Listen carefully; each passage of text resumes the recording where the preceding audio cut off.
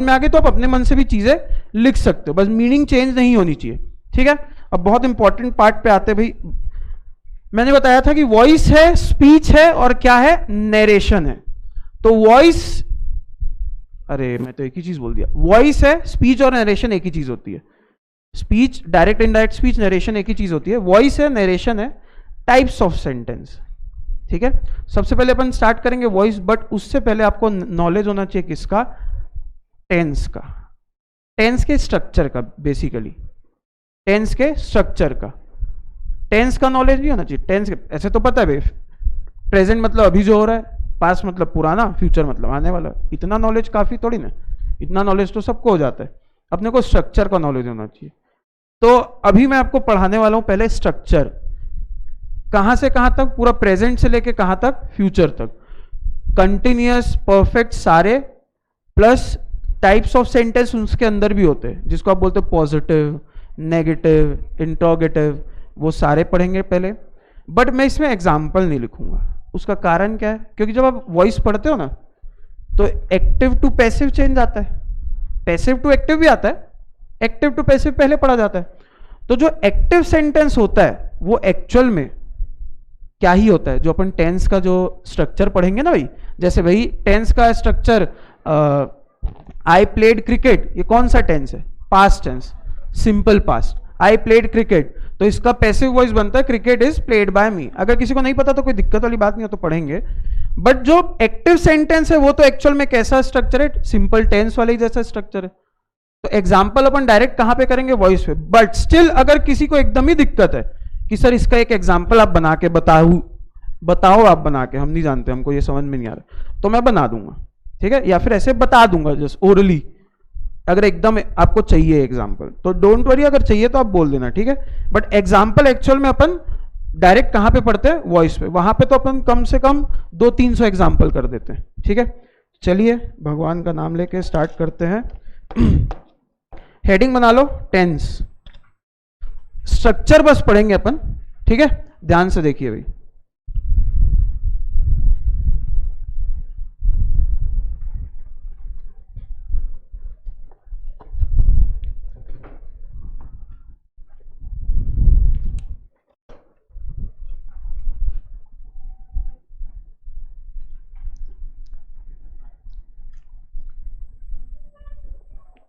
सबसे पहले कौन सा टेंस भैया, प्रेजेंट टेंस।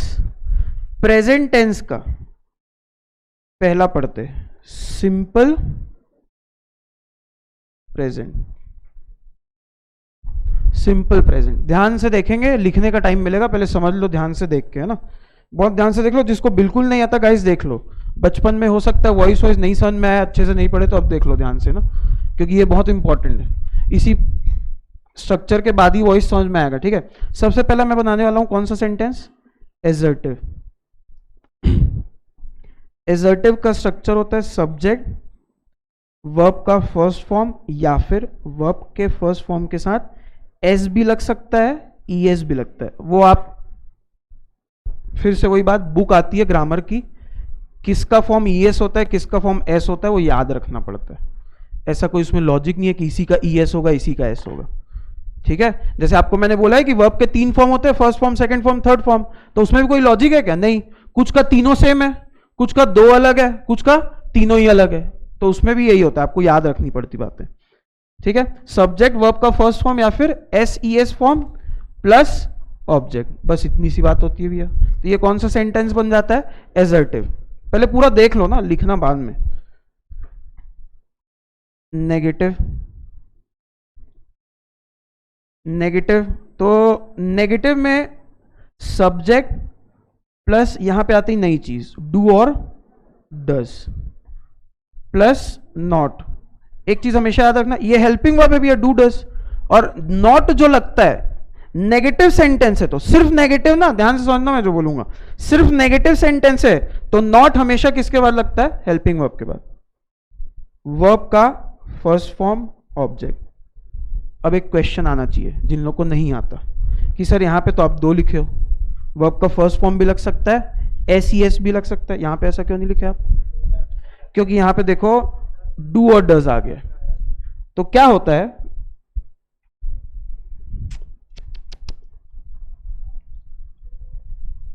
इसको लिखेंगे ना अपन नोट बना के, नोट बना के लिखना, जब लिखोगे तब भाई, अभी नहीं।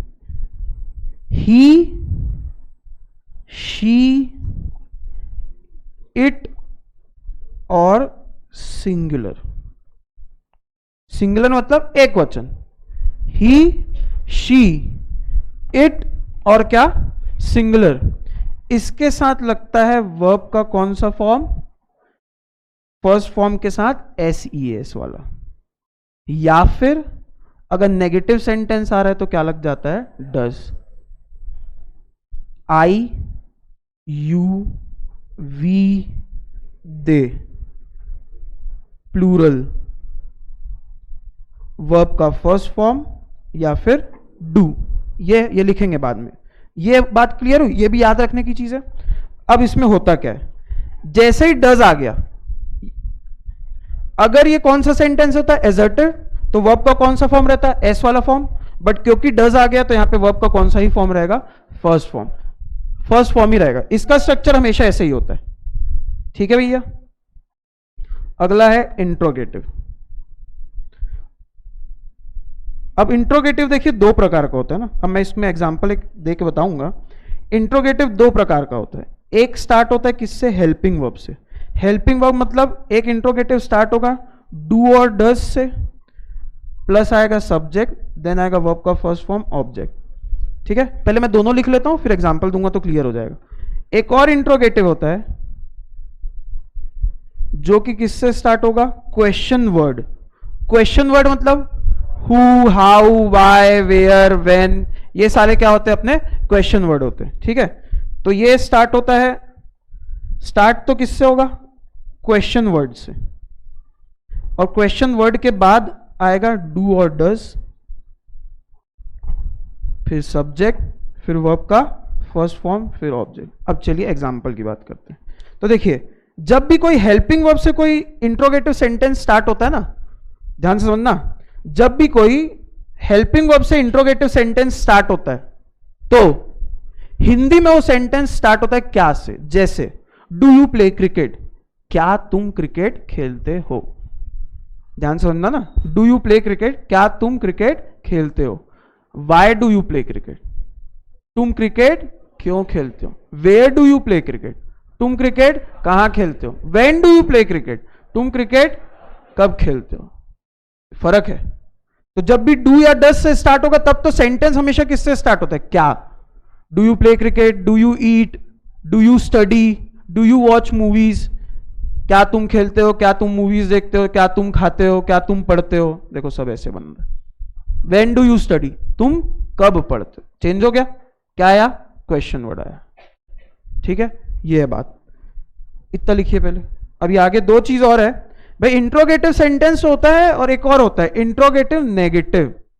जैसे क्या तुम क्रिकेट नहीं खेलते, तो इसमें क्वेश्चन भी पूछा जा रहा है और ये सेंटेंस में क्या भी आ रहा है, नहीं भी, मतलब नेगेटिव भी है। ठीक है, तो पहले इतना लिखिए ध्यान से।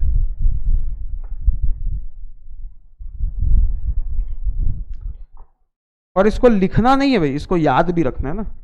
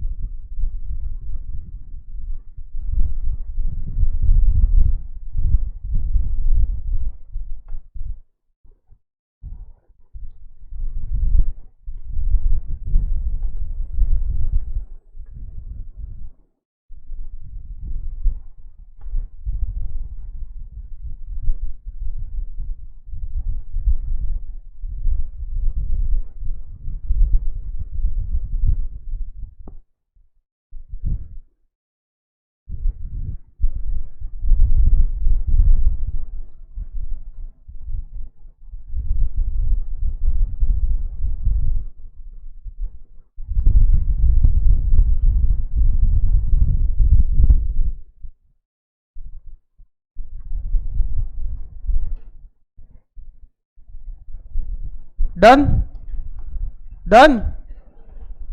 चलिए भाई नेक्स्ट देखते हैं।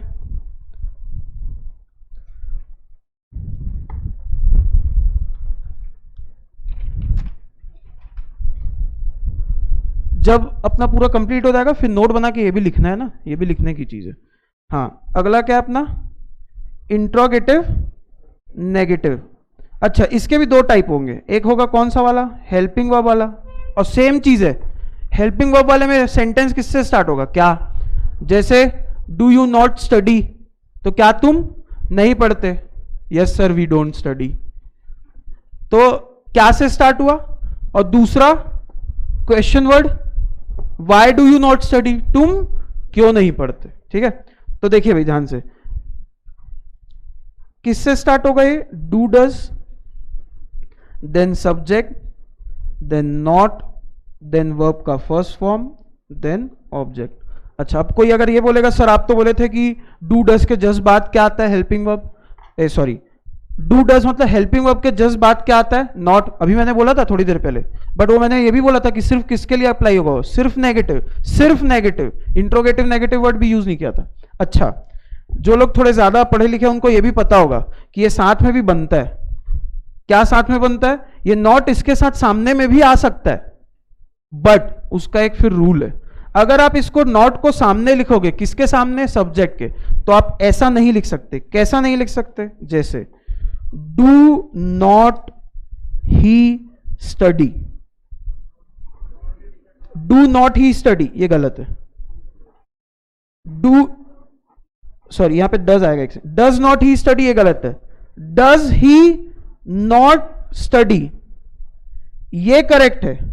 और अगर आपको नॉट को कहां लगाना है, साथ में लगाना है, तो ये होगा डजंट, डजंट ही स्टडी। इससे क्या समझ में आया, इससे ये समझ में आया कि आप नॉट को हेल्पिंग वर्ब के साथ रख तो सकते हो, बट फिर आपको उसको क्या करना पड़ेगा, मर्ज करना पड़ेगा। तो डू नॉट नहीं होगा, फिर वो होगा डोंट। डज नॉट नहीं होगा, फिर वो क्या होगा, डजंट। अब देखो, मैं ये लास्ट क्लास में बोला था ये होना नहीं चाहिए यार।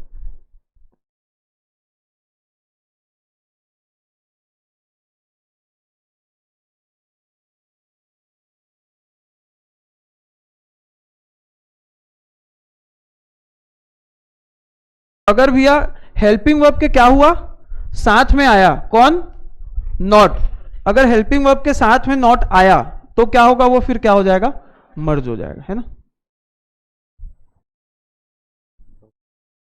ठीक है, तो वो डोंट बनेगा या फिर क्या बनेगा, डजंट। और अगर वैसा नहीं कर रहे हो तो पहले डू डज आएगा, सब्जेक्ट आएगा, उसके बाद क्या आएगा भैया, नॉट आएगा। ये याद रखना ना, बता रहा हूं मैं, नहीं तो या फिर एक ही चीज याद रखो या फिर दोनों याद मत रखो, सिर्फ एक ही चीज याद रखो। ठीक है, and then last interrogative negative with question word. जैसे मैंने बोला why does he not study, तो वो क्यों नहीं पढ़ता। ठीक है, तो स्टार्ट होगा किससे, क्वेश्चन वर्ड से, फिर क्या आ जाएगा आपका, डू डज,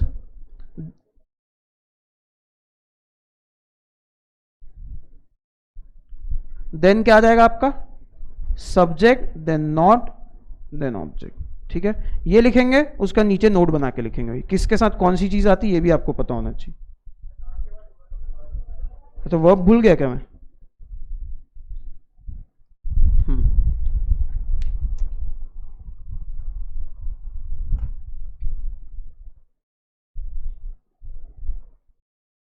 एक चीज मैं बता देता हूं, आप लिखते रहिए। आप ये मत सोचना कि सर एस नहीं लिखेंगे तो चलेगा, समझ रहे हो बात, वर्ब के साथ एस फॉर्म आता है ना, देखे ना, ही शीट के साथ क्या आता है, जैसे ही प्लेज आएगा, तो सर नहीं भी तो लिखेंगे, एक एस की तो बात है, ऐसा सब नहीं होता ना भाई, बता रहा हूं मैं, वो पूरा एक नंबर गलती है, वो अगर नहीं है मतलब वो गलत है, तो ऐसा मत सोचना, आप इंग्लिश पढ़ रहे हो, एक एस नहीं लिखेंगे तो उससे क्या हो जाएगा सर, बहुत कुछ हो जाएगा, वो पूरा ही गलत हो जाएगा। इसीलिए मैं इतना जोर देके बोलता हूँ कि स्ट्रक्चर आपको याद होना जरूरी है। क्यों, क्योंकि आप एक्टिव टू पैसिव पढ़ोगे, पैसिव टू एक्टिव भी तो पढ़ना है ना, तो पैसिव टू एक्टिव में तो पूरा किसका काम आएगा, इसी का काम आएगा। ये बहुत इंपॉर्टेंट है जानना।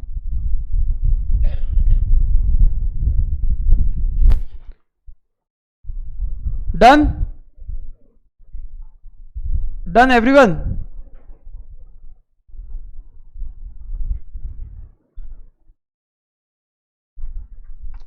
चलिए इसके बाद आते हैं कि इसमें, अच्छा ये चीज सब में अप्लाई होगी गाइज, ये जो चीज है ना, ये सब में अप्लाई होगी। कौन सी चीज? मर्ज वाली। आगे इज एम आर भी आने वाला है, हेड भी आने वाला है, हैज भी आने वाला है। समझिए बात को मैं जो बोलना चाह रहा हूं। हेल्पिंग वर्ब आपको थोड़ा बहुत तो ज्ञान होगा, एकदम भी ऐसा तो नहीं है बिल्कुल नहीं आता है भैया, ठीक है। इज एम आर भी हेल्पिंग वर्ब होते हैं, हैज हैव भी हेल्पिंग वर्ब होते हैं, तो वहां पे भी यही चीज अप्लाई। इजंट, वॉजंट, ये सारी चीज उसमें अप्लाई होगी। या तो लिखना है तो मर्ज करके, या तो फिर अलग अलग, ठीक है। अच्छा, किसी को ये पता है कि इसका मीनिंग क्या होता है?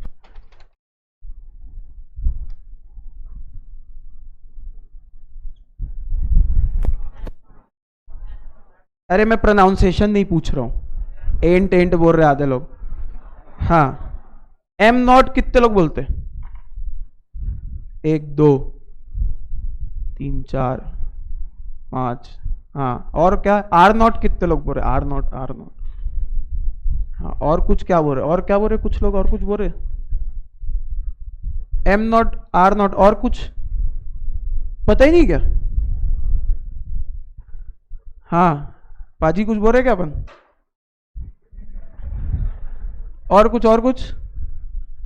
अरे यार, इतना तो अंग्रेजी आना चाहिए, तुम लोग इंग्लिश मीडियम से पढ़े हो। आई एम नॉट बोल रही है, बोला भाई, कुछ तो बोला। अरे सब्जेक्ट तो है ही नहीं, आई तो है ही नहीं, जबरदस्ती थोड़ी नहीं जोड़ना है। ये जो एंट होता है, इसका मतलब इज नॉट होता है, आर नॉट भी होता है, एम नॉट भी होता है, तीनों होता है इसका। अरे ये आएगा नहीं, है कॉमन सेंस है, कॉमन सेंस ही, sorry general knowledge, general knowledge. अब अंग्रेजी पढ़े थे तो ये भी थोड़ा थोड़ा बताना पड़ेगा ना। कोई बोल दिया वतन सर इतनी बात नहीं बताया, नहीं ऐसा नहीं। Is not, are not, am not, ये तीनों एक ही होता है। इसको एंड के फॉर्म में लिख सकते हैं आप, ऐसा आएगा नहीं। इतना आपके आईसीआई वाले भी इतना, अरे पढ़े लिखे हैं, इतना हाई लेवल में नहीं गए उन लोग। कभी दिखेगा तो आपको पता होना चाहिए। ये एक्चुअल में प्रेजेंट टेंस का नेगेटिव वर्जन है, समझ लो आप। प्रेजेंट टेंस का कौन सा वर्जन है? Negative version. Helping verb plus negative version ऐसा माना जाता है, ठीक है। चलिए, तो प्रेजेंट, सिंपल प्रेजेंट हो गया। किस में आते हैं? प्रेजेंट, प्रेजेंट कंटिन्यूअस का मतलब कोई काम हो रहा है, ठीक है। ये एजर्टिव, एजर्टिव का structure, subject is am are plus verb का आईएनजी फॉर्म देन ऑब्जेक्ट, ठीक है। नोट इसमें भी लिखेंगे कि इज किस में लगता है, एम किस में लगता है, आर में, बट पूरा स्ट्रक्चर होने के बाद, ठीक है।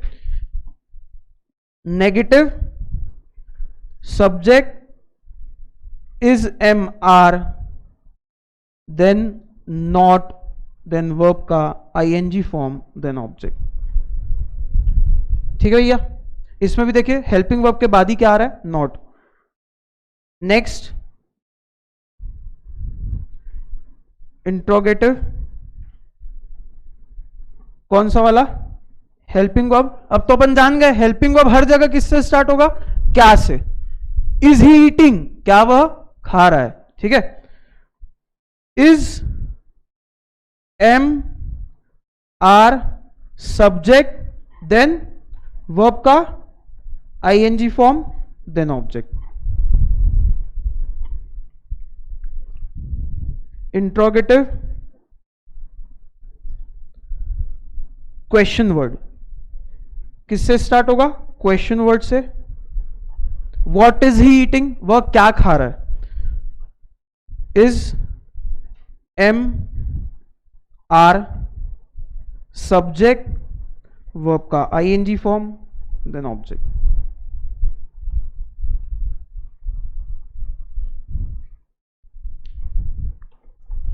आप ग्रामर पे ज्यादा मेहनत किए, क्योंकि ग्रामर में अगर यहां मेहनत करोगे ना तो वहां पे मार्क्स जल्दी मिलेगा और इजीली मिलेगा। उसका रीजन क्या है भाई? अगर 6 क्वेश्चन आ गए वॉइस और स्पीच मिला के, आंसर कितने लाइन का होगा? एक एक लाइन का, मतलब टोटल कितनी लाइन लिखना है और कितना मार्क्स मिल गया? 6 मार्क्स। और आप अगर नोट मेकिंग बनाओगे, लेटर राइटिंग बनाओगे, एक लेटर मतलब कितना पेज? 1 से 1.5 मान लो आप, और फिर उसमें मिलेगा कितना मार्क्स? जरूरी नहीं है 5 मिले साला पूरा, हो सकता है 4 साढ़े 4 दे दे, बट यहाँ पे तो कंफर्म है ना, और टाइम कम भी लगा, तो मेहनत अभी अगर ज्यादा कर ली अपन, मैं इसलिए ग्रामर पढ़ाने में ज्यादा जोर देता हूँ, क्योंकि जल्दी मार्क्स दिलवाता है ना, इसमें टाइम कम खपाना है, मार्क्स जल्दी मिलेगा। और एक बार अगर सीख गए ना, देखिए मैं बताता हूँ, अगर आपको वॉइस वगैरह एक बार आप प्रॉपर यहाँ पे सीख गए, तो एग्जाम में जैसे मैं स्ट्रक्चर बताऊंगा आपको, स्ट्रक्चर भी एकदम याद रखने की जरूरत नहीं पड़ती, क्योंकि वो अंदर ही अंदर याद हो जाता है। अब भाई अपन घर जाते, घर सब लोग गाड़ी से घर जाते हैं, तो जब घर का टर्न आता है तो ऐसे खुद को याद दिलाना पड़ता है कि अब तेरे को गाड़ी अपने आप मुड़ने लग जाती, देखे अपने आप हैंडल ऐसे, अपने घर की बात और किसी के घर में, तो अपने आप टर्न होने लग जाती गाड़ी। वैसे ही अगर आप अच्छे से पढ़ोगे ना, अपने आप आंसर आता है और सही आंसर आता है, क्योंकि अंदर ही अंदर आपको बाय हार्ट चीजें याद हो गई। तो मेहनत करोगे तो हो जाएगा।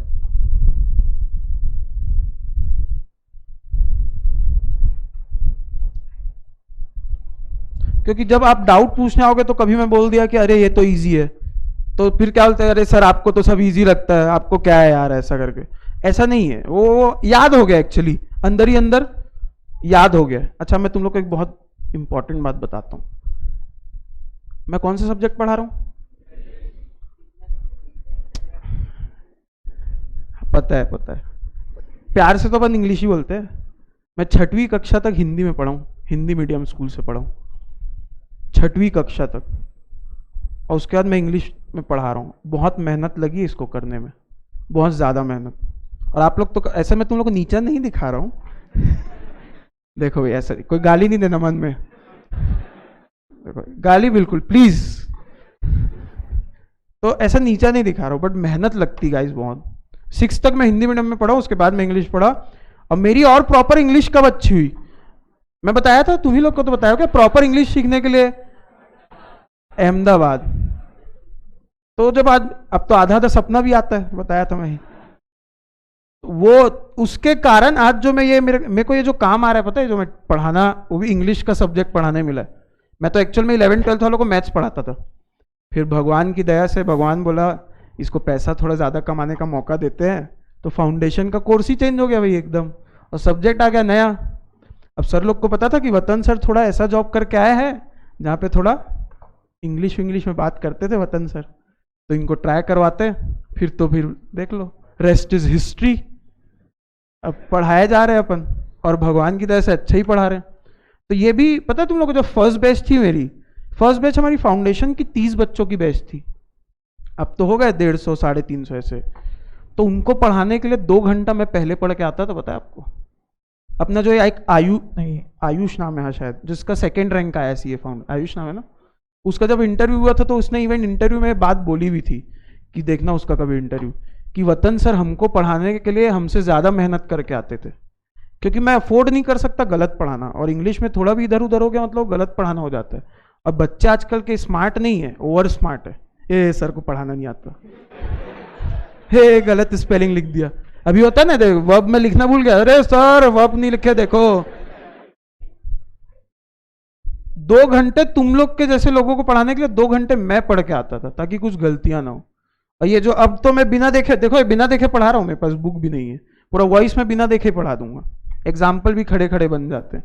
मेहनत है और कुछ नहीं है, पता है। सोचो आपको पढ़ाने के लिए मेहनत, हर टीचर, मैं अपनी बात नहीं कर रहा हूँ, ऐसा नहीं मैं अपनी तारीफ कर रहा हूँ, हाँ मैं अच्छा हूँ पता है, बट मैं अपनी तारीफ नहीं कर रहा हूँ, सब टीचर करते हैं। सौरभ सर, अच्छा सौरभ सर मेरे वो हैं, मेरे मतलब बताया क्या सर, बता दिए क्या, कुछ लोग को पता होगा मे बी। सौरभ सर मेरे टीचर है, मतलब उनके कारण ही मैं इस फील्ड में आया हूँ, नहीं तो पता नहीं क्या ही करते रहते अपन। तो 11-12 में एक्चुअल में मैं इंजीनियर हूँ, ये तो पता चल गया, पीसीएम वाले अपन, कॉमर्स वाले तो है नहीं। सर की एक खुद की भी कोचिंग है जहाँ पे वो क्या पढ़ाते, फिजिक्स केमिस्ट्री मैथ्स पढ़ाते, तो 11-12 में वही पढ़ता था। तो ठीक ठाक बच्चा था, मतलब क्लास में मेरा परफॉर्मेंस अच्छा था। वो बच्चे होते ना तो वैसे होशियार होते पर घर जाके नहीं पढ़ते, वैसा था मैं, घर जाके अपन बिल्कुल क्लास में अटेंटिव, क्लास में जवाब दे रहे हैं, और ऐसे लड़कियां चिढ़ती हैं कि ये बार बार जवाब दे रहा है, इस टाइप के थे अपन।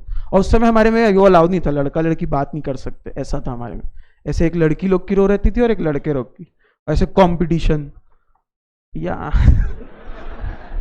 देखो भाई पढ़ाई में ध्यान ना, बता रहा हूं मैं। तो अब सर को लगा अच्छा बच्चा, अब अपना कॉलेज में एडमिशन हो गया, इंजीनियरिंग करने भी चले गए। एक दिन सर से मिलने गए, और क्या करता है कॉलेज से आके? मैं बोला कुछ नहीं।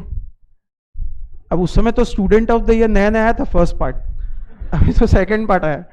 तो एक तो आधा पिक्चर बिगाड़ के रखा है बच्चों को। अपने को क्या लगता है यार कॉलेज, और सच्चाई तो मैं बताया हूं तुम लोग को, असली पढ़ाई तो कॉलेज से ही चालू होती है, 12th के बाद ही। आपकी अभी चालू हो रही है, हमारी कॉलेज में चालू होती है, बट हमको ये बताने वाला कोई नहीं था।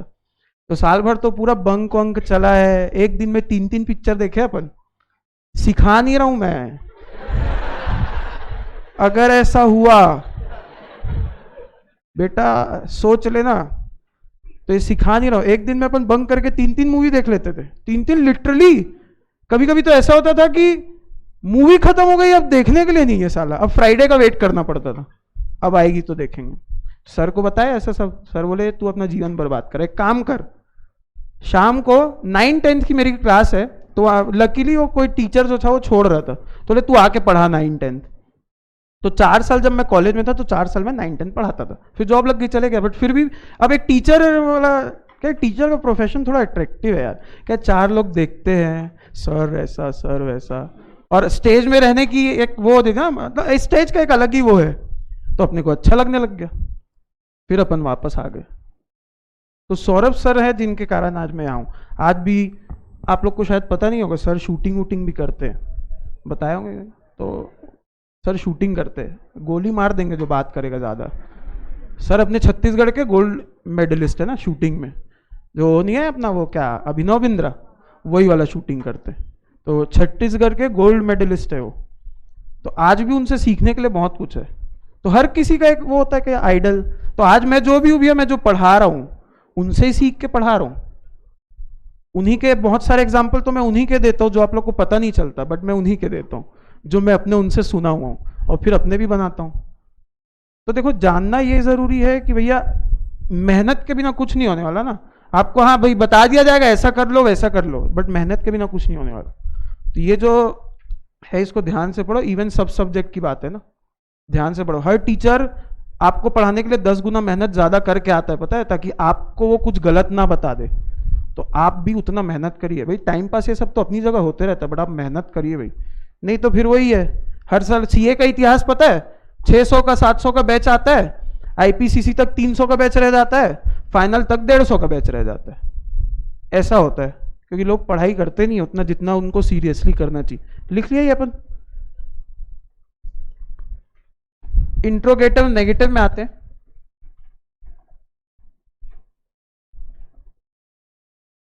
हेल्पिंग वर्ब किससे स्टार्ट होगा? इज, एम, आर, देन क्या आएगा? सब्जेक्ट, देन क्या आएगा? नॉट। वर्ब का देन ऑब्जेक्ट, और लास्ट आपका interrogative negative question word. Question word से स्टार्ट होगा भैया। Is, am, are, subject not, verb का आईएनजी फॉर्म, ऑब्जेक्ट। नोट लिखेंगे कि is, sorry, he, she, it और सिंगुलर के साथ लगता है क्या? इज। आई के साथ क्या लगता है? एम। और बचा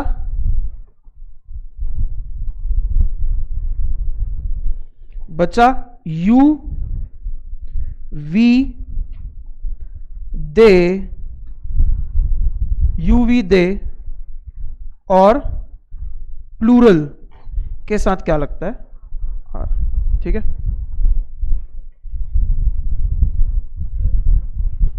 हेल्पिंग वर्ब का भी बहुत इंपॉर्टेंस है भैया, है ना। तो हेल्पिंग वर्ब भी याद रखना है आपको, किसके साथ क्या लगता है।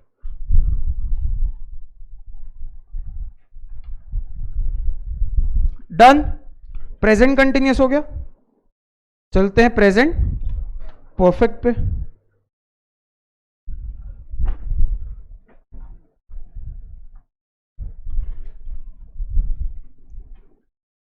प्रेजेंट परफेक्ट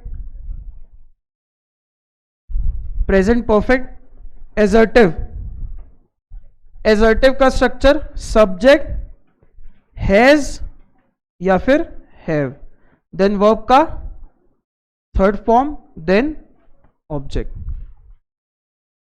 नेगेटिव का सब्जेक्ट हैज हैव के साथ क्या, वर्ब का थर्ड फॉर्म, ऑब्जेक्ट। गाइस आपका 2 दिन और है ज्यादा से ज्यादा, वर्ब के सारे फॉर्म्स याद कर लो ना, फिर जब क्वेश्चंस आने लगेंगे और आपके बीच से ही आंसर पूछा जाएगा ना। इंट्रोगेटिव हेल्पिंग वर्ब, कौन सामने आ जाता है, हेल्पिंग वर्ब सामने आ जाता है, मतलब हैज हैव सामने आ जाएगा, फिर क्या होगा आपका सब्जेक्ट, देन वर्ब का third form, then object. Interrogative question word, question word has have, subject, verb का third form, object. Interrogative negative helping verb has have से स्टार्ट होगा, फिर सब्जेक्ट, फिर नॉट, फिर वर्ब का third form, then object, and then last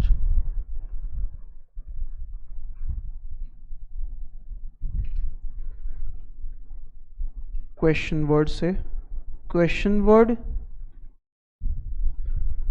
plus has have plus subject not verb का third form object, ये सारे आपके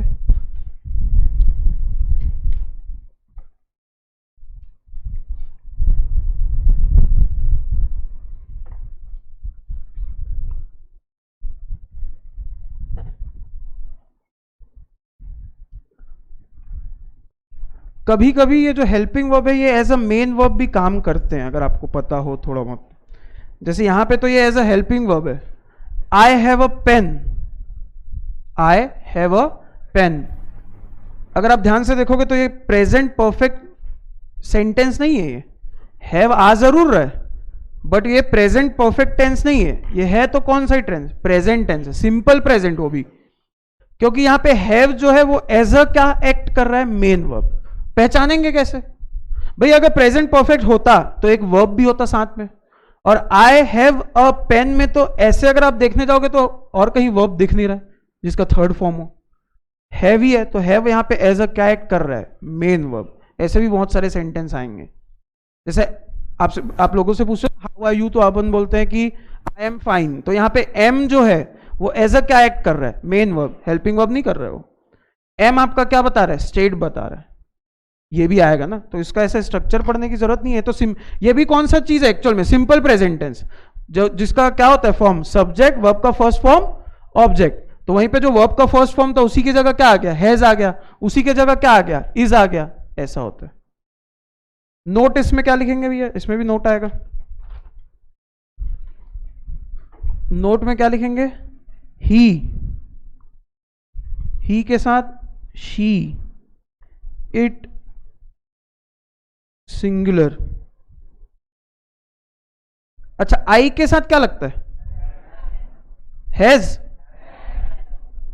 आई, we, you, they, plural, have.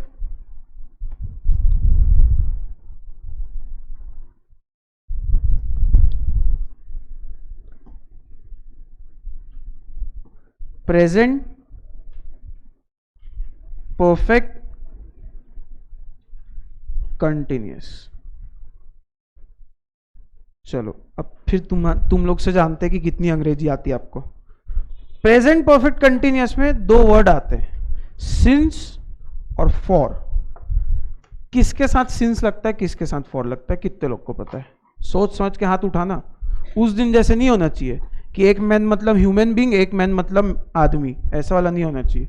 हाँ अरे अब इतना भी मत डरो कि आता है तब भी हाथ नहीं उठा रहे, पूरी क्लास कोई भी हाथ नहीं उठाया, किसी को नहीं पता सिंस फॉर किसके साथ लगता है? मन मन में नहीं बोलना है, ऐसे खड़े होके बोलना है, ऐसे बिना डरे। तो गलत है तो गलत है, क्या है भाई? कोई हंसेगा नहीं, चलो मेरी गारंटी, मेरे अलावा। हाँ, किसी को नहीं पता? हाँ बोल।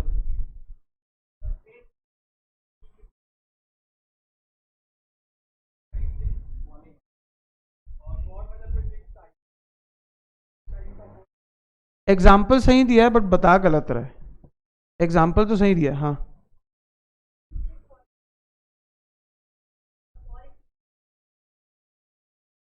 करेक्ट है थोड़ा सा बस। अब किसी को याद है कोई और अच्छी सी डेफिनेशन दे सकता है? हाँ बोलो। तो बाकी झूठ है। अरे यार बैठ है भाई तू, मेरे को लगा देगा कुछ जोरदार आंसर। हाँ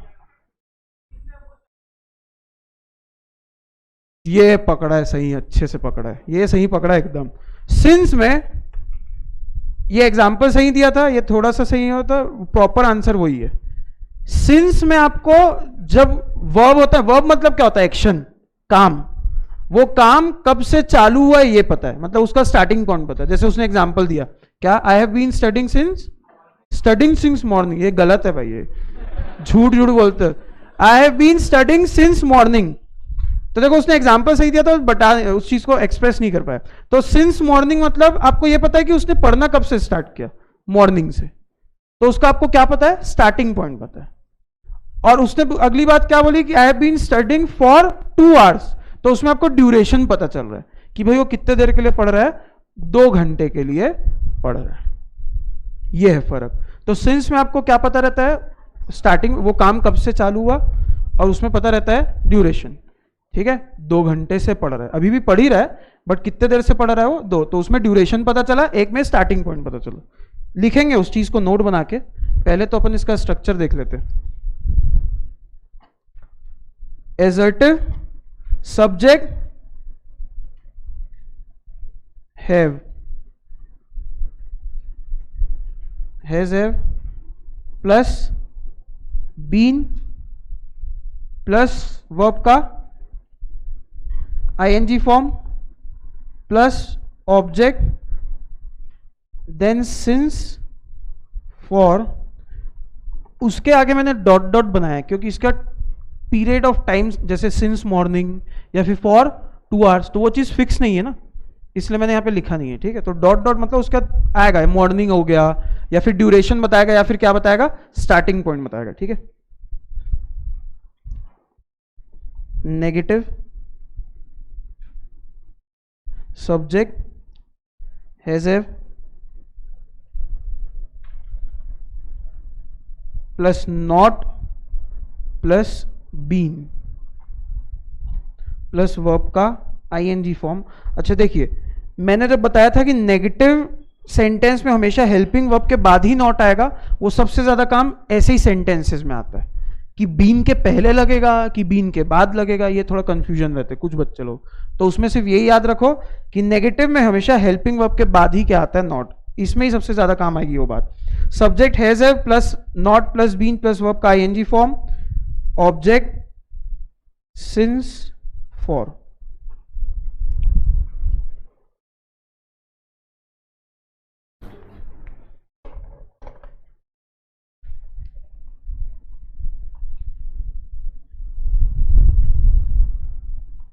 done done.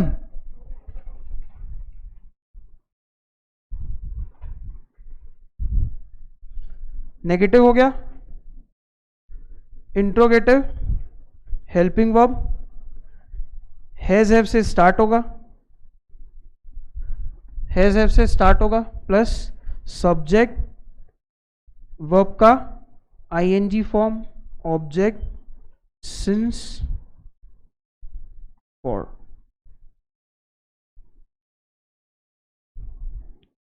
Interrogative, question word, question word has have, subject I N G, object since for.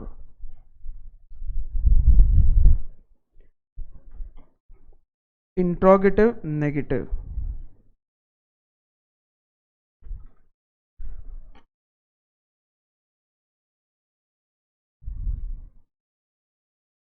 Question verb helping verb वाला, has have, subject then not then been,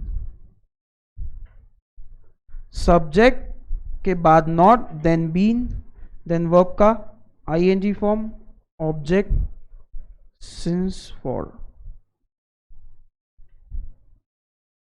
और लास्ट आपका interrogative negative question word. Question word has have,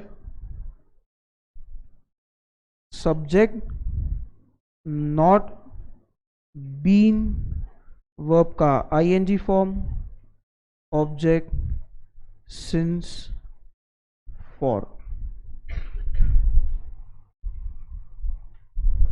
हाँ जी,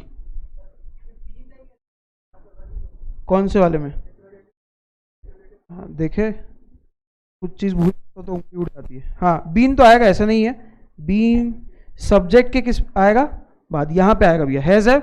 ध्यान रखो ना, अगर कुछ ऐसे मिस हो जाता है लिखना तो बता दिया करो, क्योंकि बाकी लोग जो बिल्कुल एकदम छापते जाते हैं, ध्यान वान है नहीं पढ़ाई लिखाई में।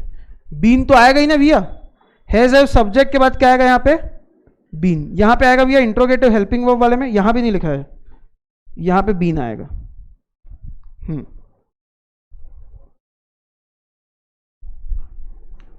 परफेक्ट कंटिन्यूअस की एक पहचान है कि उसमें बीन तो आता ही है, चाहे वो प्रेजेंट हो, चाहे वो पास्ट हो, चाहे वो फ्यूचर हो।